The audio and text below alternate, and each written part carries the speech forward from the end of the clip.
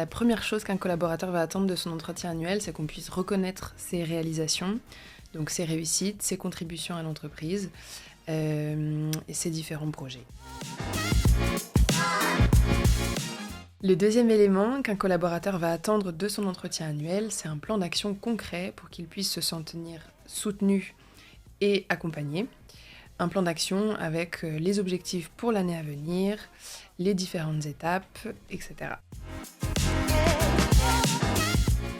L'entretien annuel, c'est aussi l'occasion pour le manager de discuter avec son collaborateur des différentes opportunités et de ses aspirations en termes de progression professionnelle.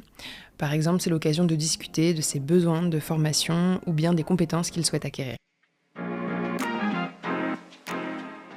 Une anecdote que j'ai eue récemment, c'est auprès d'un client qui a l'habitude de lancer des sondages d'offboarding pour essayer de comprendre les raisons qui motivent le départ d'un collaborateur.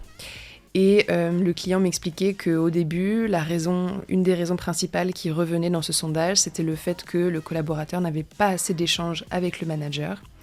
Et après avoir mis en place Zest, et notamment des points réguliers, autres qu'un seul entretien annuel, elle me disait que cette raison n'était plus du tout indiquée dans ce sondage d'offboarding. L'entretien dans Zest, c'est un rituel amusant qui se détache du côté très officiel et formel de l'entretien annuel classique et qui représente également un vrai gain de temps à la fois pour les managers et pour les RH.